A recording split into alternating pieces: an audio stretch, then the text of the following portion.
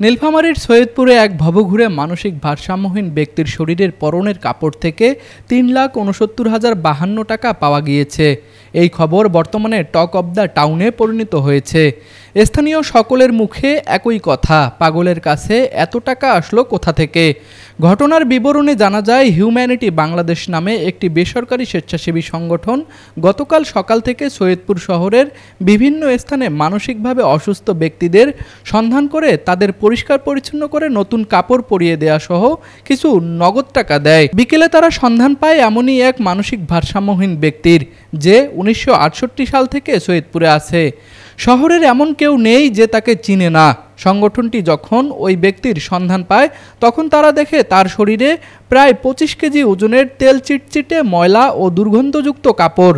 তাকেও তারা বিভিন্নভাবে বুঝিয়ে পরিষ্কার পরিচ্ছন্ন করার জন্য কাপড় খুলতে থাকে। তখনই পরনের কাপড়ের পকেট থেকে ভাঁজ করা টাকা বের হতে শুরু হয়। লোকজনের উপস্থিতি বাড়তে থাকলে তারা জরুরি যোগাযোগ নাম্বারে যোগাযোগ করলে সৈয়দপুর থানার পুলিশ সেখানে উপস্থিত হয়ে টাকাসহ ওই ব্যক্তিকে থানায় নিয়ে যায়। গোলাপ ছিল, ওই স্টেলামারি মহাজন ওই দিত, মুন্না ছিল ওই কাজ দিত, আমি বসে থাকতাম না। তখন আমার কাছে পয়সাটা, তারপরে যেখানে সেখানে পুরি থাকতাম বাড়ি। হ্যাঁ, আমি বললাম যে ভাই আমার একটা ভাড়া দেন, তো বললাম না ভাড়া তো কেন, কয় ভাড়া মাগি নাই, ভাড়া নাই, ওগুলো কোথা একটা দিকে ঘুরে বেড়াস নাই। শেষে আমাকে জায়গায় বারান্দায় উঠে বসা করতেও দেয় না। শেষে আমি প্ল্যাটফর্মে যাই উঠে বসা করি, এমন অবস্থা ফুটপাতে। 367, 68। 1968? হ্যাঁ, 68 সাল থেকে সৈয়দপুরে আসেন? হ্যাঁ, 367 तब से मेरे पैसा है। 367 माने एक महीना का एगो, तो 367 धर लीजिए रुपया जो है 1 महीना, 2 महीना, 3 महीना, 4 महीना पर को बोलता है कि 5 महीने का पैसा दीजिए। अच्छा। अब आप उतना बड़ा पैसा है, 5,000 रुपये तुम्हें ले लेंगे तो 500 रुपये डालने में ये बिक्री होता है, तो हम खाएगा कौन चीज़? वो 5,000 दे देगी यार, वो पैसा हमारे पास नहीं। উত্তরাঞ্চলের স্বনামধন্য nursing college Rangpur community nursing college শিক্ষাবর্ষ 2024 ও 2025 জন্য 3টি বিশেষ কোর্সে ভর্তি চলছে। ভর্তির জন্য যোগাযোগ করুন www.rcncbd.com অথবা কল করুন 01708907294।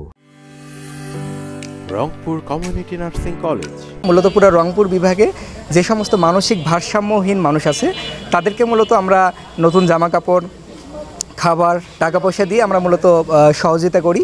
তারই ধারাবাহিকতায় আমরা আজকে সৈয়দপুর সকাল 8টা থেকে 9টার মধ্যে আমরা আসি। এসে মোটামুটি আমরা 4 জন বয়স্ক মা বাবাকে আমরা পরিষ্কার করি, যাদের হচ্ছে মা বাবা নেই, ঘর ছাড়া, হোমলেস পিপল, এবং তাদেরকে আমরা নতুন কাপড় চোপড় দিয়ে পরিষ্কার পরিচ্ছন্ন করে তাদেরকে খাবার খাওয়াই। তো মাঝখানে আমরা আরেকজন ব্যক্তিকে আমরা পাই, এটা হচ্ছে বিকেল 4টার দিকে। এই 4টা কমপ্লিট করার পরে আমরা বিকেল 4টার সময় যেটা পাই, তো আমরা মোটামুটি অবাক হই, কারণ একজন ব্যক্তিকে পাই যিনি 25 থেকে 30 কেজি ওজনের জামা কাপড় বহন করছে। আজকে আপনারা জানেন যে সৈয়দপুরে কিন্তু প্রচণ্ড গরম ছিল সেই সময়, তো সেই সময় 25 কেজি থেকে 30 কেজি ওজনের জামা কাপড়, এটা আসলে একজন সুস্থ মানুষ কখনোই বহন করতে পারে না। তো আমরা তাকে পাই, তো তার সাথে আমরা সুন্দরভাবে কথা বলি, তাকে আমরা কনভিন্স করি যে বাবা আপনার এই পোশাকগুলো আমরা পরিবর্তন করে দিয়ে আপনাকে পাতলা নতুন পোশাক দেব, আপনাকে খাবার দিব এবং আমরা টাকা দিব। তো উনি আমাদের কথা শোনার পর আমরা যখন ওনাকে নিয়ে আসি, ওনার জামা কাপড় যখন আমরা খুলি, তো খোলার পর আমরা ওনার বিভিন্ন ভাঁজে, বিভিন্ন পকেটে আমরা টাকা পাই। তো আমরা মোটামুটি 1000 টাকার একটা বান্ডিল পাই।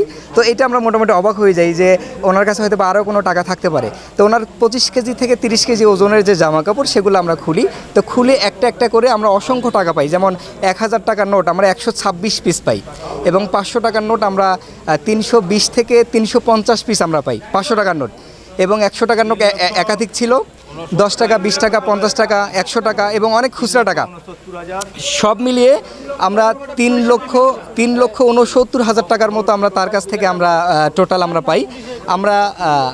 আমরা যখন টাকাগুলো পাচ্ছিলাম, তো পাবলিক আসলে অনেকটা জড়ো হয়ে গিয়েছিল। তো আমরা ভয় পাচ্ছিলাম যে এত টাকা, মানে মোটামুটি 3 থেকে 4 লক্ষ টাকার মতো এক জায়গায় যখন ছিল, তো পাবলিক কিন্তু আসলে বিভিন্ন রকম মন্তব্য করছিল। তো আমাদের কাছে ভয় লাগছিল যে হঠাৎ করে কখন পাবলিক থাবা দিয়ে টাকা পয়সা নিয়ে ওখান থেকে চলে যায়। তো আমরা সেই সময় হঠাৎ আমাদের মাথায় বুদ্ধি আসে যে আমাদের পুলিশের সহযোগিতা প্রয়োজন। তো আমরা 999-এ কল দিই, এখানে সৈয়দপুর ওসি সাহেবের সাথে আমরা কথা বলি। তো সৈয়দপুর থেকে ওসি সাহেব খুব দ্রুতই একটা টহল টিম আমাদেরকে পাঠিয়ে টাকা সহকারে তাদেরকে উদ্ধার করে আমরা মূলত এখন বর্তমানে সৈয়দপুর থানায় আছি। এখন এই পাগলের পরিবারকে মূলত আমরাও সন্ধান করব, পাশাপাশি থানা থেকেও সহযোগিতা করবে। সেখানে প্রায় 4 ঘন্টা গণনার পর জানা যায় মোট টাকার পরিমাণ 3,69,052। দীর্ঘ সময় ভাঁজ করা টাকাগুলো নোংরা অবস্থায় থাকায় প্রায় 5 থেকে 7,000 টাকা নষ্ট হয়ে গিয়েছে। মানসিক ভারসাম্যহীন ওই ব্যক্তির দেয়া তথ্য মতে তার নাম মোহাম্মদ গনি, পিতা মোহাম্মদ আয়ুব, বাড়ি রংপুর মহানগরীর আলমনগরে। বর্তমানে টাকাগুলো সৈয়দপুর উপজেলা সমাজসেবা কর্মকর্তার প্রতিনিধির কাছে জমা আছে। মোহাম্মদ গনি নিজেই জানে না তার কাছে এতগুলো টাকা আছে। নীলফামারী প্রতিনিধি তাহিরুল ইসলামের পাঠানো তথ্যচিত্রে তুষার আচার্য, ডেস্ক রিপোর্ট, RCTV।